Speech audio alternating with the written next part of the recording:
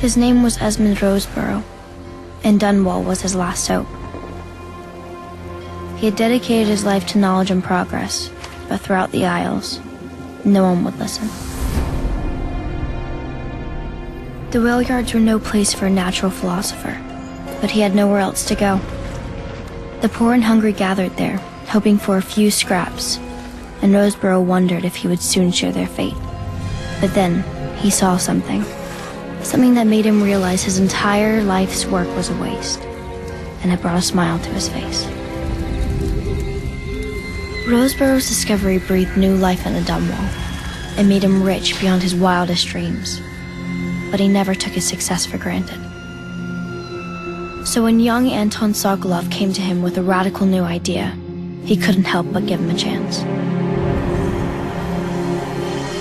Sokolov's ideas ushered Dunwall into a new era of technology. But over time, Roseborough learned that sometimes progress comes at too great a cost.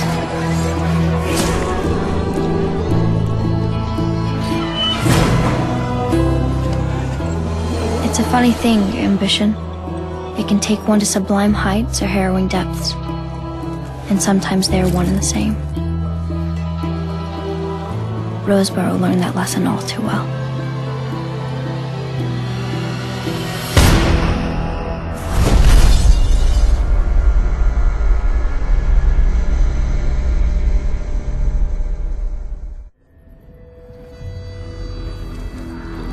Once there was a boy who knew only fear and loneliness.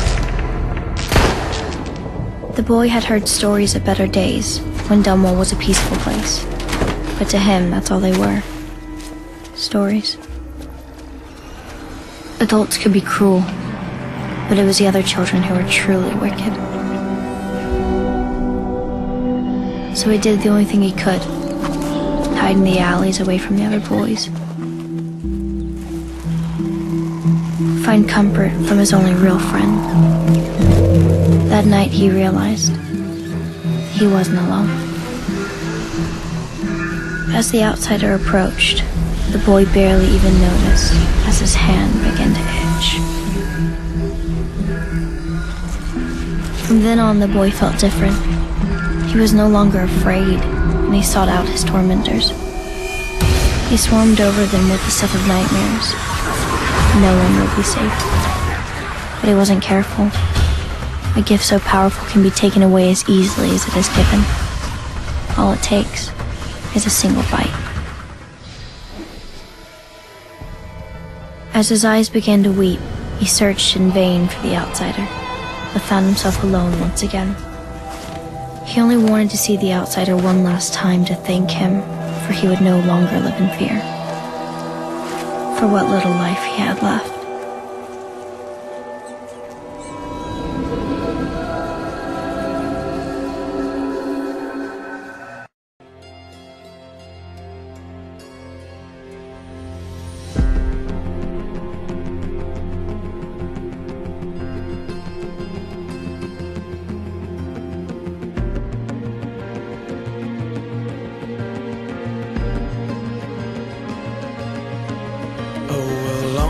For all of the big and the small, well, the taller they stand, well, the harder they fall.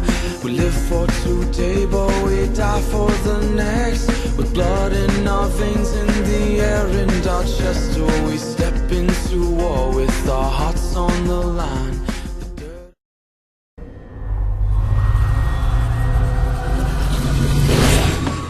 Piero couldn't remember when he'd last slept. The Empress was dead, Dunwall was crumbling, and the plague was spreading. At night, the dreams haunted him. They were always the same, visions of a young boy dying an agonizing death. But he knew it was no dream.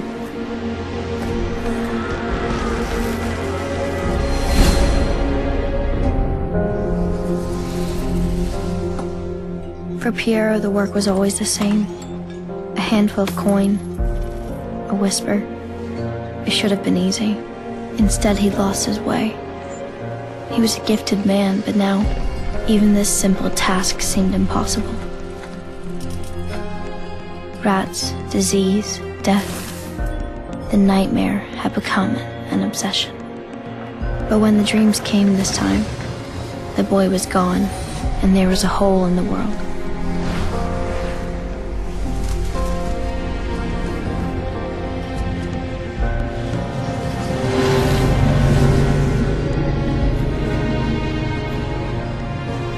He looked into the void and saw death itself staring back at him. And finally, Piero knew what he had to do. It would be his greatest creation. Who it was for did not concern him. In due time, all would be revealed.